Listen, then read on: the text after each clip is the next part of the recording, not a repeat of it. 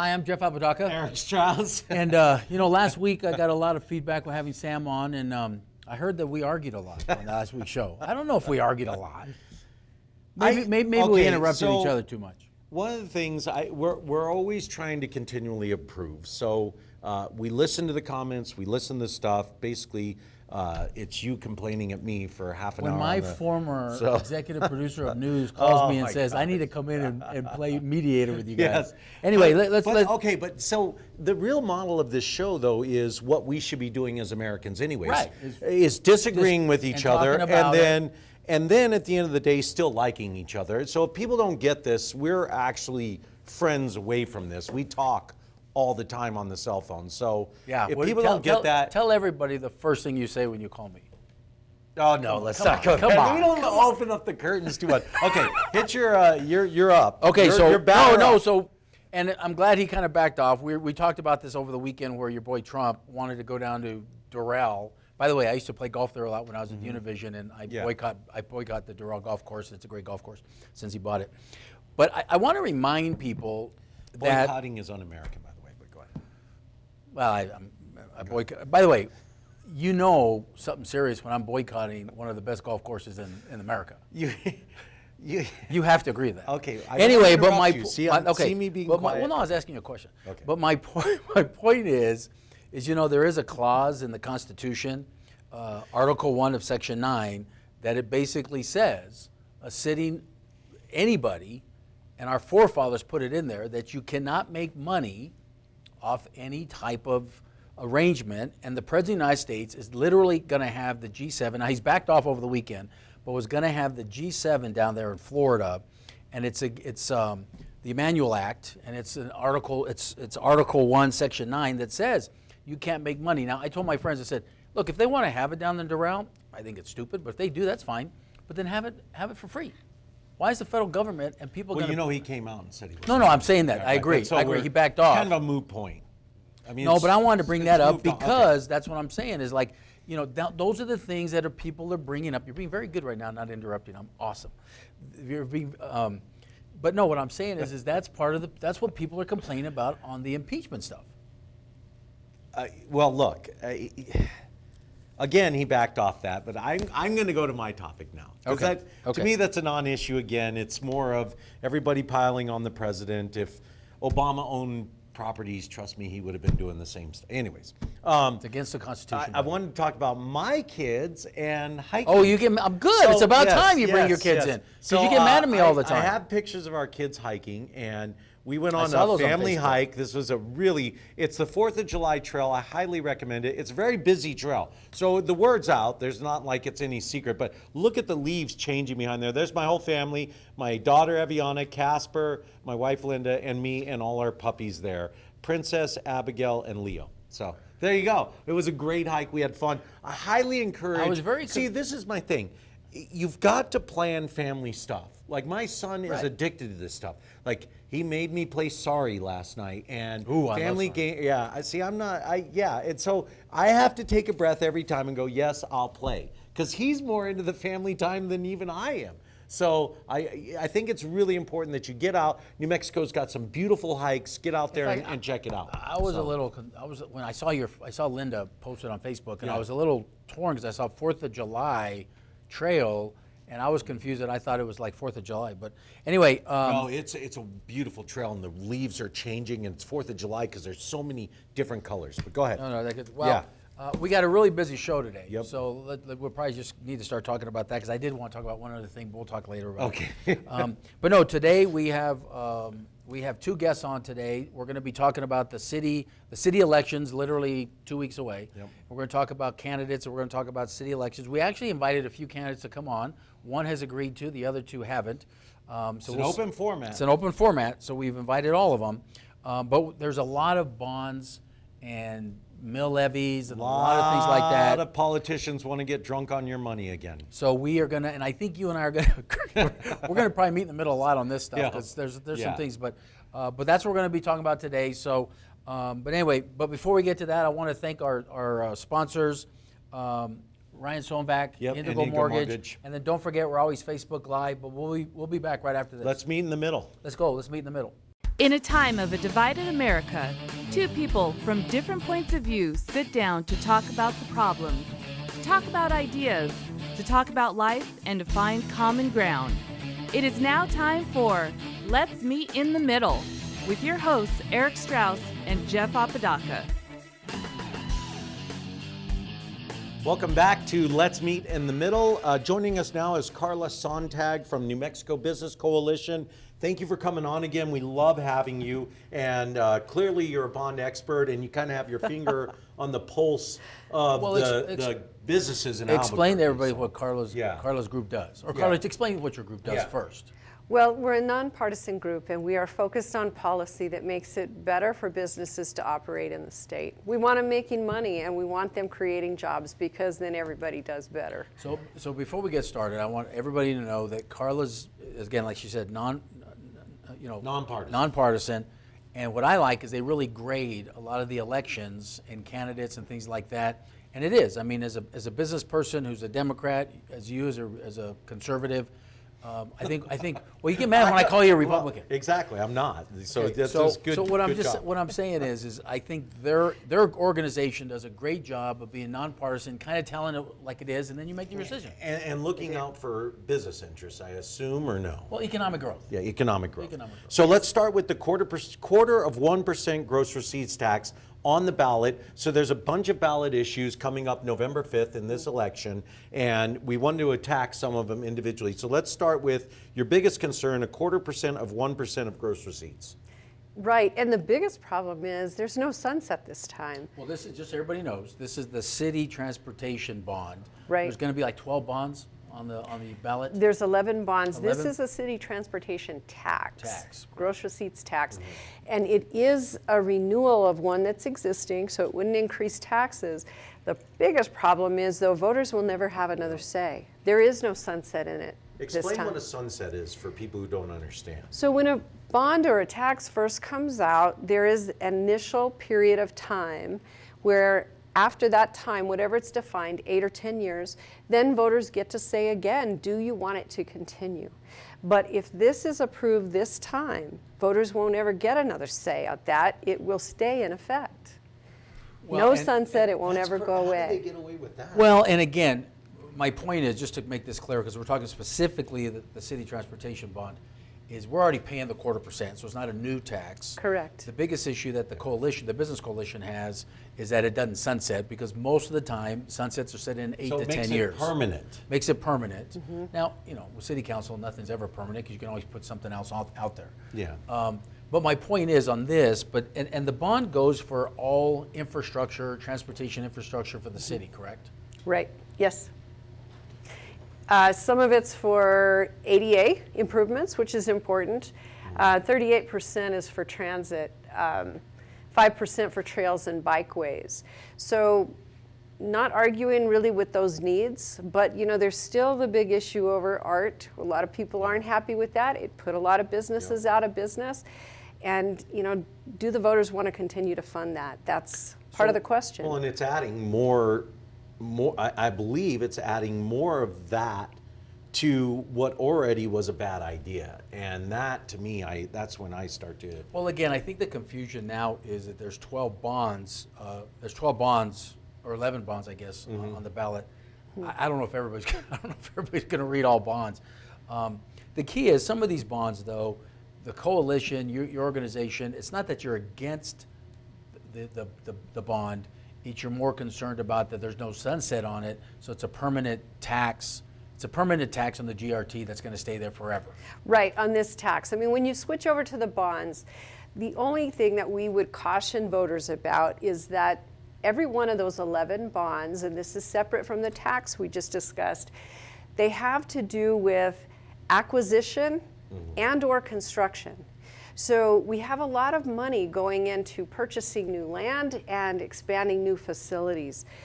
We're running into a problem with that because we continue to grow, but are we properly maintaining what we already have? Well, here's one of my issues, and it's not just an Albuquerque issue, it's an issue from around the state, is the city, and we're going to talk about APS in a second, they continue coming in and raise our taxes for infrastructure capital projects, which I'm not totally against, But again, then at the state level, we have over $1 billion of surpluses every year Correct. for oil and gas. Why have that correct. 40% of that money goes into infrastructure. So I'm like, okay. So how much infrastructure do we need? That's my point. Why are the cities and the counties creating more taxes when we have these infrastructures? Have you guys looked at that before, or have you looked at that? Well, we have, but the state has a problem. I mean, we do need major new infrastructure. Our roads, especially in the south part of the state where we're producing the money, Correct. the roads are falling apart. People are dying down there because it's dangerous. So the state needs to get involved, and they should be involved.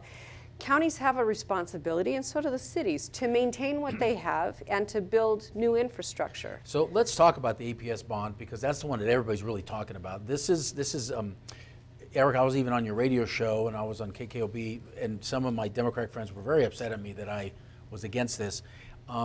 This is a bond that was very similar to that failed in February on a special election. It was failed very big, by the way. And on average, some of the people are going to get mad at me about this, but on average, if this bond passes, it's going to raise our property taxes, residential property taxes, about 19%, right? Say that number again so about people understand. 19%. And what people are going to say is, That's Jeff, it's huge. only going to go up 0.5% or 1 No. point. But when you look at the increase, right, my taxes are going to go up about $800. I looked at it already. Our taxes will go up about $800. Now, I have kids in APS, so I have no problem paying more taxes if I know they're going to go into infrastructure or capital expenditures. My issue is, and I want to ask about this, is because right now, and correct me if I'm wrong, APS has $3.2 million in reserves for specific capital improvements. Well, APS said after they lost the bond election in February, this is just a few months ago, 2 months after that, in April, this big story hits that they are looking at a $3.2 million surplus for this fiscal year that we are just now in. So what we're talking about is not really supposed to, my understanding, increase our taxes, but keep in effect what we have on APS. But one of the things that nobody talks about, home property values go up 3% every year, even in a recession, and APS is getting a chunk of that. So every year they're getting a raise. And not only that, my big concern is every time I turn around, there's a new building going up. And you got to ask yourself as a parent, if my kid is going to a school where they can't even get the air conditioner straight or the heating or the cooling, where's the money going already? I mean, where's the money going? And why are there 2 ivory towers filled with administration when the classrooms, just ask a parent. Well, are they comfortable? Are they clean? Are they, you know what I mean? And that's the real issue is the money going to the kids? Well, my biggest concern, and I went through this on the last election too, is my biggest concern is that we just built 2 new administration buildings for training for teachers, which I'm not against, but when you look at the cost, It's gorgeous, by the way. well, they're Have two you seen beautiful. it? No, they're 2 beautiful buildings. But my point is, the construction costs were 2 to 3 times greater. Will always than be other, with government than other projects. projects. No, but even other when you look at other school districts around the state, we paid almost double to 3 times higher per square footage on a construction cost than other districts did in our state. And then they said it was open bidding. I couldn't find the open bid. I'm not saying it wasn't, but I couldn't find the open bids that I tried to look at. So my biggest issue is, once again, and I'm favoring this, just because the way they've worded it now is that the monies will go into specific buildings. But Carla, you and I talked off the air. One of the concerns I have is there is a little gray area that they could move those monies to cover costs on some of the new expansions. Is that correct? Well, the problem is that's what they do historically, and they've shown no change in that. Now, let's go back 10, 15 years ago when they bought those twin towers that are still sitting primarily vacant that could have been used for teacher training. There's plenty of parking, but they go build a new building, and we've got children that have water they can't drink. They don't have heat and air conditioning. That's wrong. And they show these bleeding heart commercials about the children. Makes me angry. Well, and I do want to remember in the last bond election, they actually sent actual high school students out with literature to get credit. Which they promised this, they promised this time not to do. I will let me clarify though, because We did invite APS to come on and have a discussion with us. Yeah. And surprisingly, they couldn't make it. So, Yeah, but I just saw That's a double turn down, by the way. I know. We've But- had. and by the way- let's shoot for a triple turn. By the down. way, I've asked Raquel to join us. I've asked David, who's the president of the school board, to join us. I've even asked Monica Armenta, who's and their the PR last person. time I checked, it's let's meet in the middle. So where is a safer So, format than this? the Business Coalition, it sounds like you guys are against this, the APS bond, or you favor it? I mean, you guys really dug into it. So I want. We did, and we don't tell voters how to vote. We want to bring them the information. We want them to make an informed decision. I've got concerned. Nothing has changed. APS has come up with a lot of money to give their superintendent a raise, but we still have kids that have water they can't drink. They're in an uncomfortable learning situation. They can't learn that way. It's not right. And it makes me angry that our kids are treated that way. APS exists for the children, to educate the children, but we're not doing that. We're not taking care of our kids. They've got the money, they've got a surplus. Do they need more? That's what voters need to decide. And will that money go to the kids? If you're a parent out there and you're going to vote on these bonds, you don't have to say, but I can. I'd say no to every bond this election. Yeah, and just because I'm tired of politicians, and I've said it at our opening, drunk on our money, and they are. And at some point, we all have to budget back in our personal households. I think we require the politicians to do the same. Well, here's my biggest thing, That's me. is with the APS bond specifically, there is $1 billion of surpluses. Mm-hmm. It doesn't look like it's going to go away anytime soon. And they put about $300 million into capital projects. And I told APS, look, your job is to work with the legislators within our area and get some of these projects done. So that's my issue, is that we have plenty of surpluses at the top for infrastructure issues. Should we be doing that, or should we, have our state fund some of these programs instead of us being taxed more? Because Right. APS is trying to Answer go no. get some of those Answer capital outlay things. Well, and the Answer voter no. needs to know too, that if this were to go away, taxes would go down, but APS is not going to die and go away. They'll still exist. They'll just learn how to manage their money better. Save that thought, because you'll be back in our next segment. We're going to be talking about other things. But hey, don't forget we're on Facebook Live. You can follow us on Facebook Live. And thank you for our sponsors. We'll be back.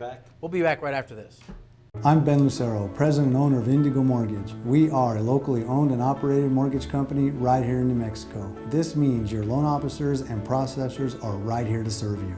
Indigo Mortgage offers better rates and terms than that of big banks and out-of-state lenders. Our mortgage divisions include residential, commercial, construction, reverse mortgages, and VA mortgage loans. Let us serve you with an exemplary level of care. Indigo Mortgage, because nobody cares more about your mortgage loan. Ryan Sewing and Vacuum is New Mexico's #1 brother dealer. Brother's new Luminaire has a built-in projection system which helps with quilting, embroidering, and sewing. Ryan's has a variety of machines to satisfy quilters, sewers, embroiders, and long armors. We offer the finest vacuums like Miele, Riccar, and Lindhaus. Check out our fantastic selection of fabrics and sewing furniture. We also offer classes, repair, and financing. Drop by our store in Albuquerque and Santa Fe. Ryan Sewing and Vacuum, serving New Mexico for 37 years.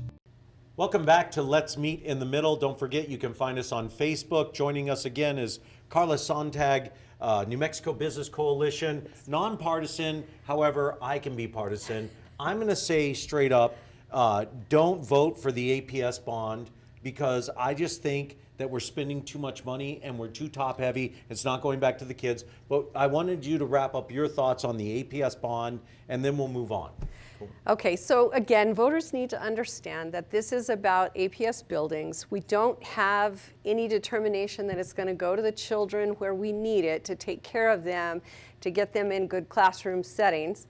So that's part of the problem. The money keeps getting diverted where it shouldn't, and we're not helping our kids. Well, and again, the way it's written, to my understanding, is school buildings. Right. And we were talking off the air about what's the definition of a school building, because we all agree that funding needs to go to some of these schools that have lead or some of the issues that we know about. Yes. But history has it that APS has taken monies to other administration. And one of my biggest issues, and I'm going to probably round numbers here, one of my biggest issues I have with APS, and I've made this very vocal to Raquel, who I like, by the way, the superintendent, who I like, She's retiring. I know. Yeah. Probably because we're giving her too much hard time. No. But one of the things is 48 cents, and correct me if I'm wrong, 48 cents of every dollar goes into the classroom, where you look around our state and you see districts that are really doing well, high performing, 68 to 72, 73% of those dollars go into the classroom. So again, all I'm saying is I'll pay more taxes. I just want them in the room. I want them in the buildings that my kids are at. See, that's where you and I disagree. And let me just give you the language off of Ballotpedia. A yes vote in favor of authorizing $100 million in general obligation bonds for school buildings, school grounds, computer software and hardware, and providing matching fund for capital outlay projects. How much more general could you be? Well, and again, pretty much can move the money wherever I want. Capital outlay projects.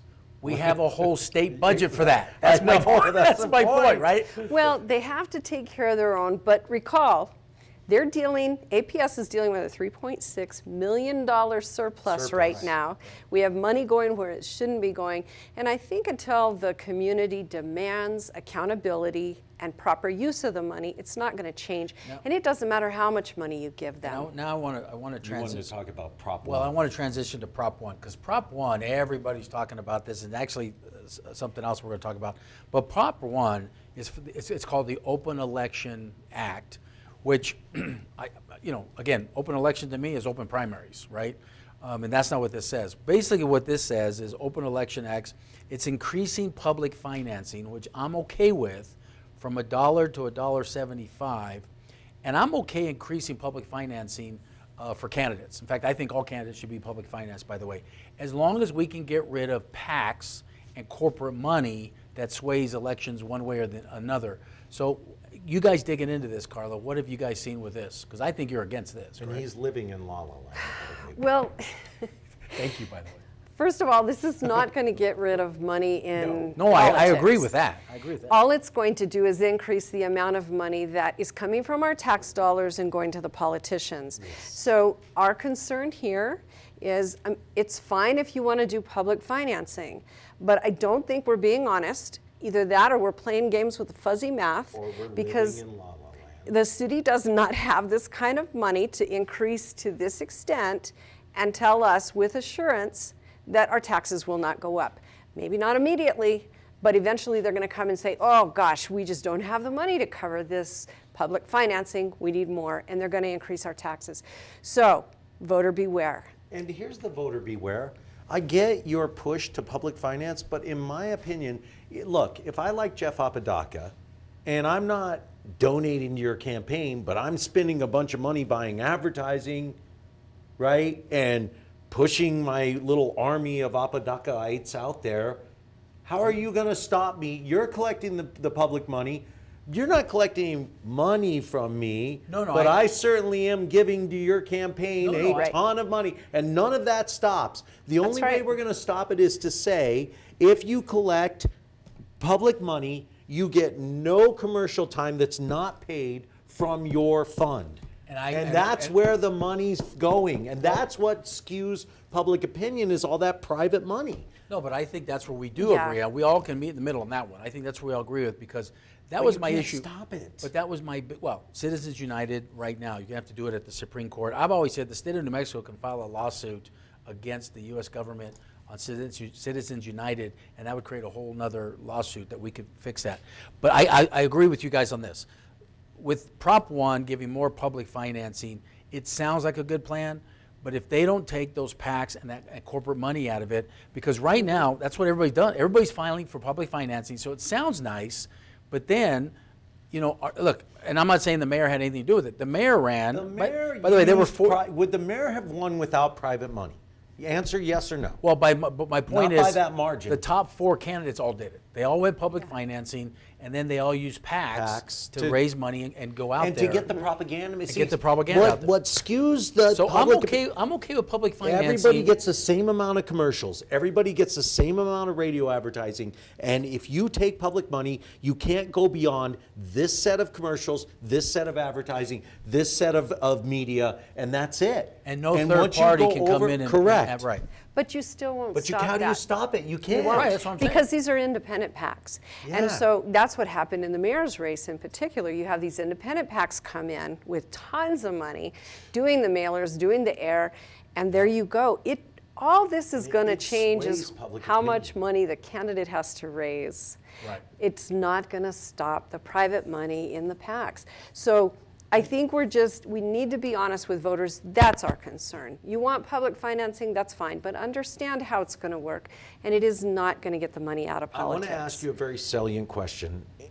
Will Prop 1 level the playing field for candidates without big PACs behind them? And I think the answer is absolutely not. Vote against I agree it. with you. I think, vote against it. I think it's not. And so And the way you it's gotta structured have right common now, I would sense. Vote against this. I would vote against Prop 1. All it's going to do is take more of your tax money and put it in politicians' pockets. Period. The end. Right. And if I'm wrong on that, I'm wrong. But No, you're correct. It's not going to change things Yeah. because Now, you can't stop I know the next PACs. prop, Eric's dying to talk about. I'm not dying. But But I know we want to talk about Prop 2. Who comes up with this? I don't know, because I think And this is trust wacky. me, I think this have is. promised Mary Kay that I would clean up my language in this studio because it's like Mary Kay hollow is our ground. executive producer. Yes, and so I have strong language, but I'm just wondering who comes up with a concept like democracy dollars. It's like jumbo shrimp or non-fatty fatty meat Hold on, parts. I want to ask you a question. 'Cause and by the way, we Common Cause New Mexico, who I think is a really good organization. Some of the things I don't always agree with, they're supporting democracy dollars, and they're out. And we asked them to join us today, and they couldn't do it. And I did ask them late because we weren't sure what we were talking about. So I did ask them late because Common Cause has come on our show before talking about ranked choice voting. So they're very open to it, about coming on board and debating the topic. But let me ask you, I was listening to your show the other day, and you were talking about this on your radio show, and you said, please, somebody from the liberal crazies, because that's what you said, if I recall, liberal crazies, please call in. I don't think I call them crazies. I don't. Okay, I but don't please say call that it. But the word. point is, please call Try in. to stay away from that language. Okay, but please call in. I want to hear And your explain side to me. and explain to me. I had to jump off to a tee box to go play golf. Yeah. So I didn't get to because finish. he lives a real hard life. Yeah. It was a I Sunday. know, afternoon. it's Anyway, tough. my point is, did 7 anybody days a call week. in? Because when we had the ranked choice voting on Common Cause on, I asked them, why now? And no one can really explain that to me. So the question I have is right now, democracy dollars, what I've asked my friends that are supporting this, I'm like, why now? Why this? And on your radio show, did they come up with that? Did anybody call in? Okay, so number one, I never got a salient argument for democracy dollars. And I would love to have the author of this legislation or whatever we're calling this. This is the most egregious use of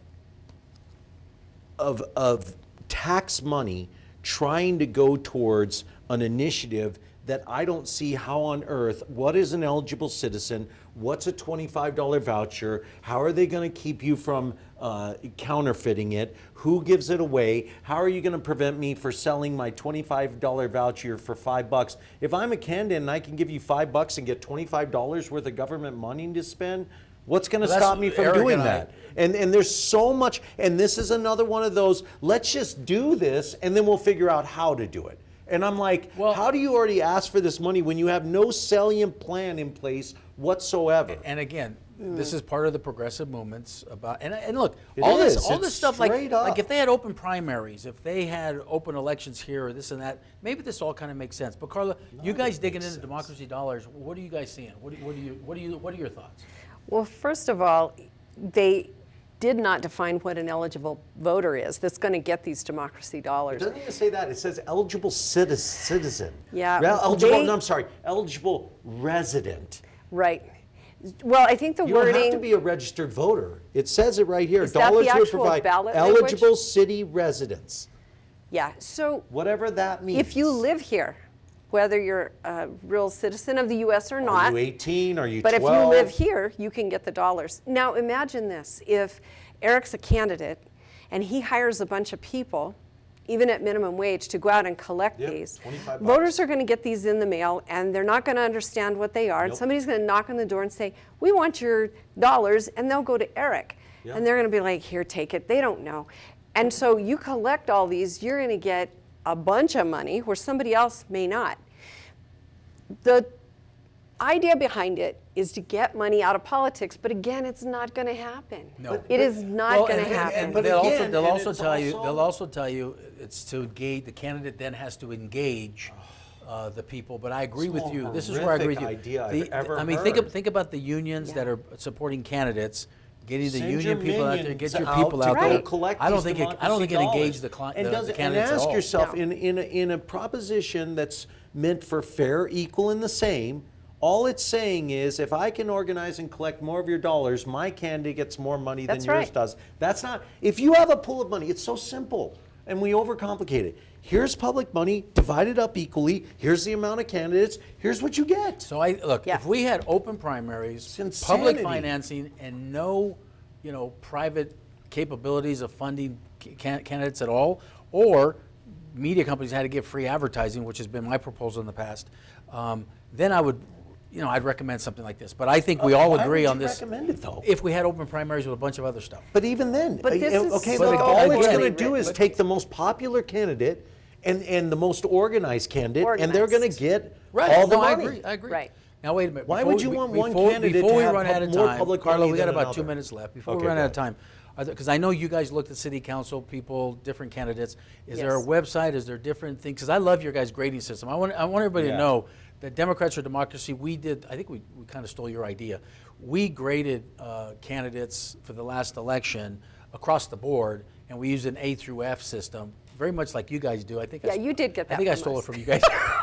I'll take credit. We stole it from Carla because we talked about it. I said, we're not going to endorse anybody, but I like your grade system. Imitation is the greatest form of yeah. flattery. But is there anything with a minute Absolutely. left? Is there anything, where can people find information? Because you guys, the Business Yeah. Coalition, the New Mexico Business Coalition always has great information, and it's very fair, very Balanced. Very Yes, balanced. and our scores are based on our priorities of promoting and helping business do better in the state. You can get all of our information and all the investigation that we've done on all of these issues at nmbizcoalition.org. That's our website. Is it with a Z, B-I-Z? Yes. Okay. nmbizcoalition.org. And And all of this. we'll put it up for our viewers also. Yeah, all of this information will be posted there. One last thing on Prop 2 Democracy Dollars, it's log rolling because not only do they have their DAISY dollars in there, they've also got that increase for public financing in there. You can't put those two issues in with a single question for voters. It's not fair. So. Well, anyway, thank you guys. Thank you so much for joining us. I hope we clarified everything. We'll be back right after this with messages from Ryan Solenvac and Indigo Mortgage. We'll be right back. Ryan Sewing and Vacuum is New Mexico's #1 Brother dealer. Brother's new Luminaire has a built-in projection system which helps with quilting, embroidering, and sewing. Ryan's has a variety of machines to satisfy quilters, sewers, embroiders, and long armors. We offer the finest vacuums like Miele, Riccar, and Lindhaus. Check out our fantastic selection of fabrics and sewing furniture. We also offer classes, repair, and financing. Drop by our store in Albuquerque and Santa Fe. Ryan Sewing and Vacuum, serving New Mexico for 37 years. I'm Ben Lucero, president and owner of Indigo Mortgage. We are a locally owned and operated mortgage company right here in New Mexico. This means your loan officers and processors are right here to serve you. Indigo Mortgage offers better rates and terms than that of big banks and out-of-state lenders. Our mortgage divisions include residential, commercial, construction, reverse mortgages, and VA mortgage loans. Let us serve you with an exemplary level of care. Indigo Mortgage, because nobody cares more about your mortgage loan. Welcome back to Let's Meet in the Middle. Joining us now is Brooke Bassan, a candidate for City Council #4. You're actually running against Ane Romero, Athena Krista Dulu. Krista Dulu. Dulu. Yes. By the way, I want everybody to know Doobie-dooloo? we actually were going to do the whole show with all the candidates. Ani couldn't make it. Ane couldn't make it and Athena couldn't make it. So Athena never called back. Athena didn't call back. That's the power of the Let's Meet in the Middle. So again, I want to go back. Why are you running against? Why are you running for District 4? And then you're the only candidate right now to get rated an A. They rated your other opponents C's and D's. The New Mexico Business Coalition. New Mexico Business Coalition, which is a pretty good coalition to get I- rated by. So you're the A, they're the C's and D's. Why are you running, and why do you think you're getting A ratings? Well, I'm running because I had friends ask me in the community if I would be willing to represent them since Brad Winter, Councilor Winter, is retiring. after years of good service and being effective and listening to the needs of the constituents. Since he's not going to be around, I want to make sure to do that as well. Gotcha. So I think I'm getting A's because I'm listening. I am listening. I really truly want to represent in our district and help out with some fiscal responsibility and proper budgeting with the city, but I'm willing to represent and not dictate over District 4. Now, before we were setting you up on the set, we started talking about APS, and you had to remind us, or no, democracy dollars. Yes. Yeah. You had to remind us what about the democracy dollar? Proposition 2 on the ballot. I think there's a couple things that people really, they need to research it. On the ballot, they have only summaries that are going to be available. Oh. It's not an actual full description of what the proposition is, but Proposition 1 is to increase public financing for the mayoral elections. And then Proposition 2 is democracy dollars, which in the summary, it mentions nothing of the $25 vouchers that they want to give to eligible city residents. That doesn't get clarified further than that, and it does not clarify that there's $25, what I consider monopoly money turned real money using our city coffers. So people need to be educated before they vote. I recommend a no. This got on a ballot should frighten I don't care if you're left, right, wherever you're at, this should frighten people that something this vague and general can make it all the way to the ballot, and it shows the lack of leadership we have going on right now in this state. Correct me if I'm wrong, but I'm telling you, it shouldn't even be on a ballot. But the city council put it on the ballot, right? So well, and I want to talk about real quick before I'm a publicly financed candidate. When I decided to run, I made sure that I did my research, and I knew that I would be getting just short of $40,000 in order to run my campaign. And I found out that if that's not going to be enough money, I can give that money back to the city and I can go private. If I want more money, I'll go private. You need to work for it as a counselor, as a candidate. You don't want to just get a handout. And to me, this $25 has such room for manipulation that it's just not necessary. Work for it. And if $40,000 isn't enough, then maybe you should reconsider what you're going in to do when you're supposed to be working with the budget. Well, let me ask you, because you're running to replace Brad Winter. Yes. In District 4, who's been there 20 years. And in my understanding, you worked very closely with him. I saw that he endorsed your candidacy. Yes. And you've worked very close with him. And I'm going to say a little bit, I live in District 4, and I think Brooke has done a great job supporting Brad and some of the projects that we've done in our community. But now that I live in District 4, I'm getting flyers of attack ads about you, saying that you switch from Democrat to Republican and you can't make a decision, you go back and forth. And I do think it's fair to give you an opportunity to address that, because the Brooke I know has been a Republican, pretty moderate conservative Republican since I've known her. But I wanted people, some of these are attack ads that I've gotten in flyers, and I wanted you to address that with our audience. Sure, thanks for giving me the opportunity to clarify. So I was a registered Republican when I first registered to vote. And then when we have closed primaries, and as a proud citizen who has this privilege of being able to vote, I want to make sure that I get to vote, whether it's in a Democratic primary or Republican primary, regardless. I'm proud that I can do that. So when it was very important to me in 2017 to be able to vote in that Democratic primary, I did not think that it was going to be a bad thing to switch parties. However, that when I decided to run for city councilor, my conservative values is something that I did not want to look like a hypocrite and end up not being in the party that I most align with. Well, here's what I'm laughing about. Because let's face it, if you've got a D in front of you, you have a better chance of winning in this state. Let's be honest. But my point city and mayor races supposedly are nonpartisan. Correct. So why does one of your opponents has a big D on her signs? And my point is, these are supposed to be nonpartisans. So what does it matter if you're a Democrat or Republican and they're attacking her on switching back and forth? And let's be honest too, if you're really going to do that for an advantage, you'd go from R to D, not D to R. And right? It's like in this town, have you seen the polls? I want to make sure not to just represent the Republican speed humps that need to be repaired and the Republican weeds that need to be pulled throughout our city and our district. I want to make sure to also represent the Democratic and independents and decline to state. I want to represent all members and constituents in our district. And it is a nonpartisan race, and unfortunately that does get turned over and brought into some of the light. But again, I wanted to not be a hypocrite. I wanted to definitely be registered to the party that I most align with when it comes to my values and my conservatism. Okay, what's the number one issue you think you need to take care of right now in District 4?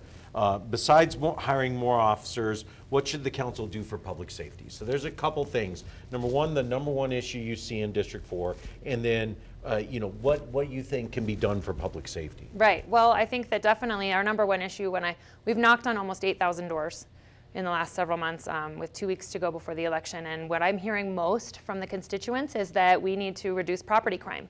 We have drug addiction and violent crimes in most other parts of our city, and it's starting to move closer to the Northeast Heights, and I believe, and others believe, that it's because people want to get their fix. So they're coming to rob our cars at night, they're robbing our houses when we're gone, you know, and we definitely have to make sure to minimize that and address that. And aside from more police on the streets, you know, we do need to work to get rid of some of that McClendon, or all of the McClendon settlement, you know, and until we can do that, we need to make sure that we take help from the Sheriff's Department and the New Mexico Police so that we can actually begin enforcing laws. We have laws for a reason, and if we don't start fining and citing and arresting for people that are breaking the rules and having consequences for their bad decisions, we're not going to get control of our city again. Mm-hmm. So can you give just a quick, if someone doesn't know the McClendon, sure, just a real quick Cliff Notes version. Right. So the McClendon settlement 6 years ago, you know, the police were the city and our state ended up getting the DOJ involved, and they are here to make sure that APD is dotting the I's and crossing the T's of everything they do. Yeah. And 6 years ago, that may or may not, depending on who you are, have been something that was necessary. But I definitely think that right now, our city is in a world of hurt because our police officers are now worried about filling out paperwork properly and doing everything right. Pulling out a card. And they pulling can't. Out a card. Can I arrest you? Right. Let me see. A, will you kill me? One of our first shows, one of the first shows we had a couple of police officers on, and they literally told us 65% of the police officers on staff literally are doing more administration than being out in the field, where actually 20 years ago, police work. you know, it was kind of reversed a little bit more. Let's turn a little bit to the economy. Mm-hmm. City council, I believe, specifically with the mayor, have a lot to do with our economy. Right now, the hot topic across the board is paid sick leave. It has been trying to pass by the city council. I believe the way it was structured originally hurt small business. But look, the county just approved it, right? And so I do believe the next city council is going to have to address this, whether you like it or not. It's going to be on there. Where do you stand with sick leave, and how do you think that's going to affect small businesses or businesses in Albuquerque? Right. So I come from a family of small business owners, and they really admire and encourage and support their good employees who work hard for them. They choose to benefit their employees. They choose to give them eligibilities and different perks, what have you with that. But you know, to mandate small businesses and to require them to do something, to me, it's a two-part thing too. These businesses are going to go out of business because they're not going to be able to keep up with the mandates that we shouldn't really be regulating anyway. But secondly, I think that it's increasing the ability to say, let me be more lazy. Why are these really good, hardworking employees that have been at a company for years and years going to be motivated to continue working so hard when the newcomer is now getting the same thing and they just showed up? You know, there's something to be said about an entry-level position and working your way up the ladder, and there's something to be said about pride and work ethic to go along with that. Is there anything within the Bernalillo County sick leave ordinance? Because I'm telling you, I've told some of the business friends of mine, they're already looking at moving out of the county either into the city or move down to Las Lunas or Valencia. Right, Valencia. Rio Rancho's, well, Bernalillo County is in Rio Rancho, isn't it? Can you move your business to Rio Rancho? Yeah, you Rio Rancho too.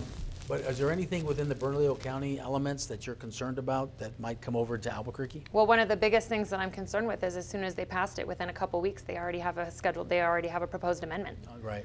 So, you know, shouldn't they have maybe thought that through Sounds more? If so it's already governmenty, something to doesn't be it? amended, then maybe we're wasting our time on that, and we should not be further restricting we should incentivize the small business owners instead of restrict them further.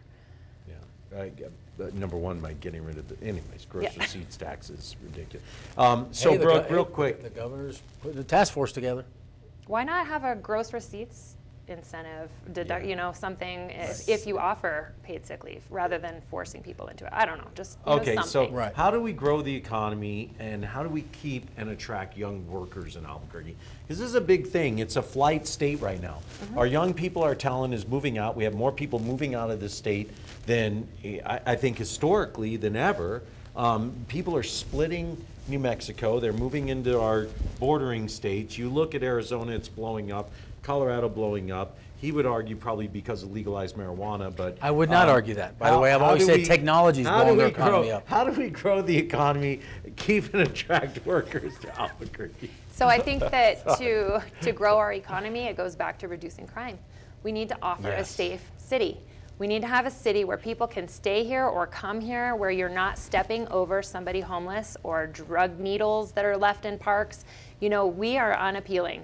We are not a good place for people to bring in recruits for their businesses. I've had many business owners say that they're embarrassed when they have their parent companies come to visit to do an inspection on what they have here, because it's just disappointing, and it is honestly just disgusting. We need to reduce crime. We need to reduce drug addiction, homelessness, mental illness. You know, and once that happens, then let's offer some more things that are fun for families, that are, you know, they're more than just our mountains and hiking outside, which are beautiful and worthy, you know, and the 4th of July, the 4th of July hike and the trail, you know, we have plenty to offer, but it's right on the Montano Mountains, far east. Yeah, it's gorgeous little hike. I'm gonna have to go up there. I'm not a hiker, by the way.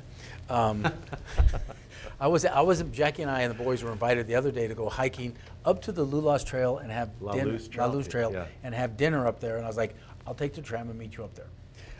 That's a legit hike, though. That's why I said I'll take the tram with my 11-year-olds and I'll meet you up there. I mean, you gotta leave it. But let me ask you another question, is because you brought up hopelessness and mental illness, and I know what the city council has been. And I'm not totally against it. I do believe we need another proposition, by the way. But I know we need to bring.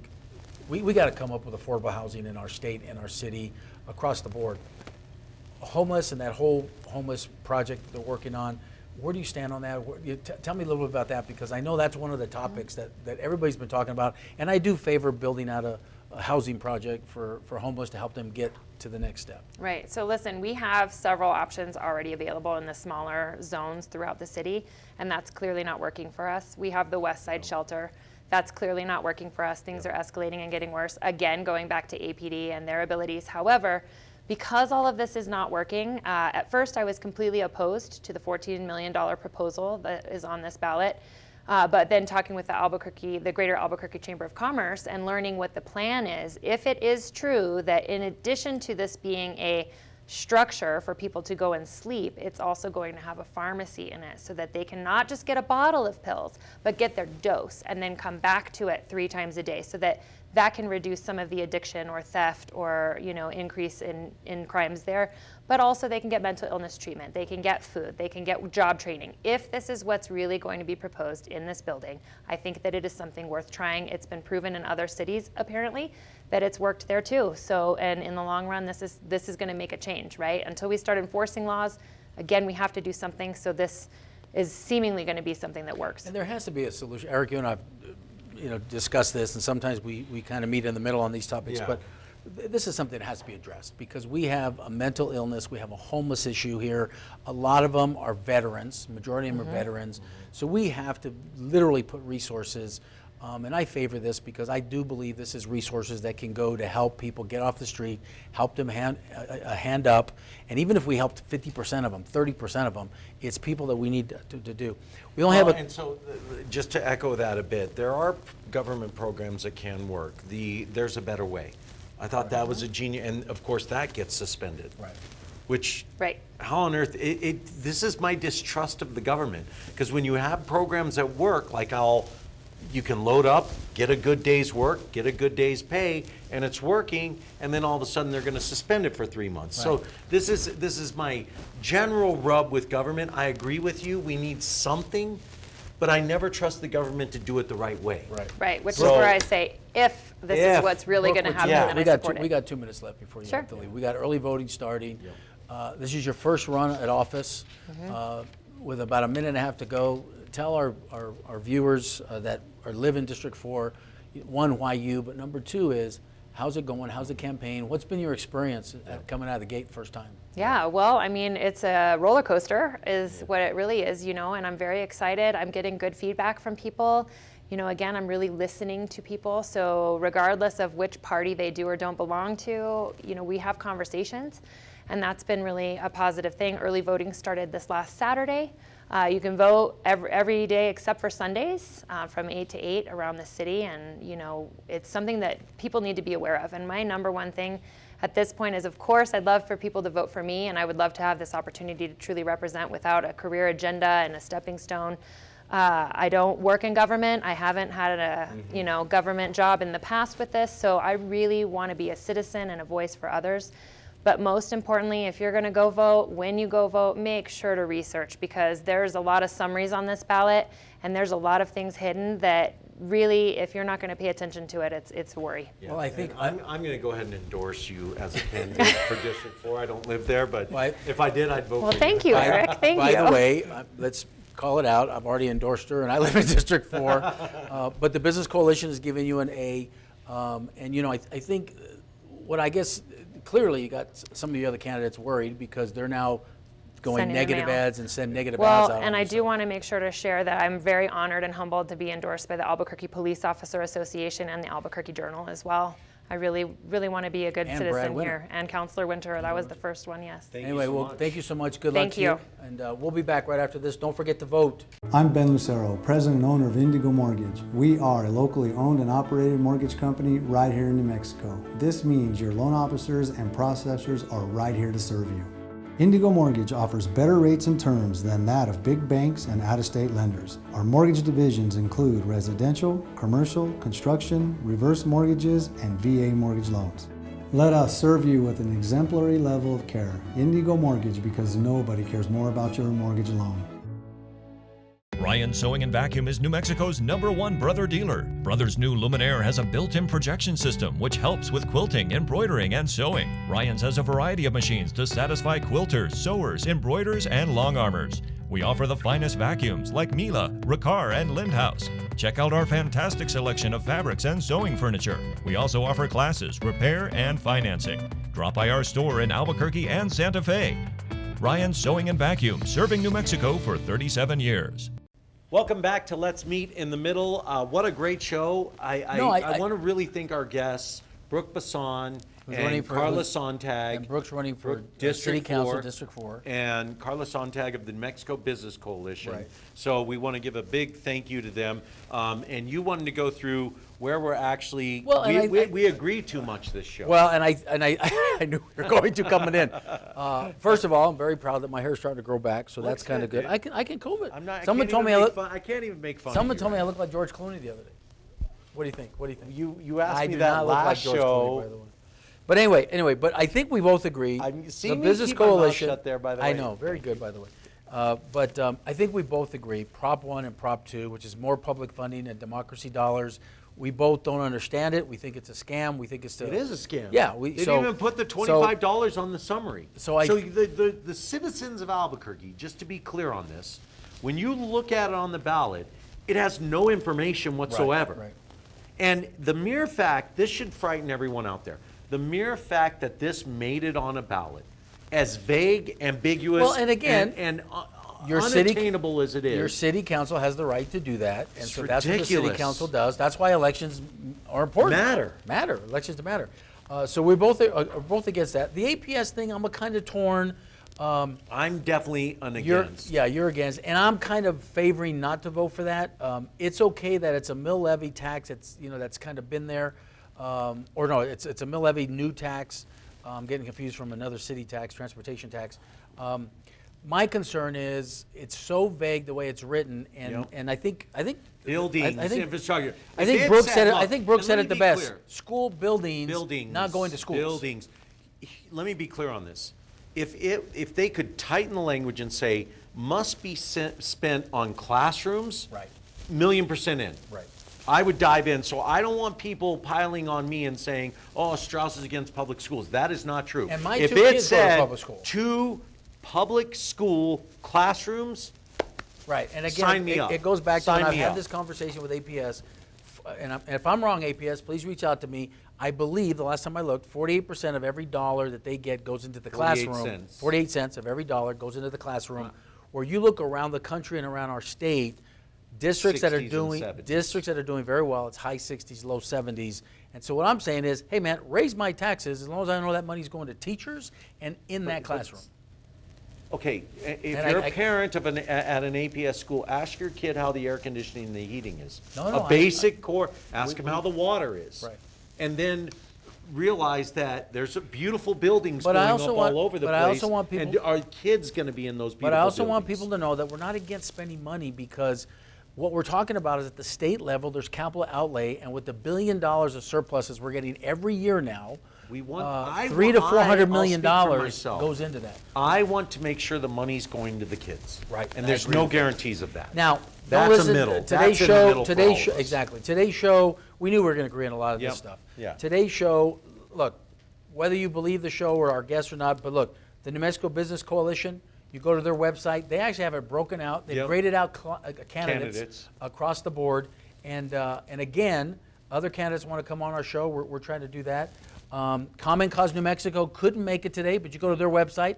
They lay out why you should vote for these democracy dollars, which I don't think we support. And if you want to run, reach out to us. We're more than happy to have you on the show. Yeah, We'd we love want to have candidates. you We on. want candidates. I know you'll have them on your radio show. Yep. Absolutely. So, hey, but thanks for tuning in this week. Again, next week we'll be on every week, but next week you can follow us on Facebook Live at Let's Meet in the Middle. Hey, New Mexico, never give up and always find a way. Go out and make a difference in the world. Thanks for tuning in. God bless you.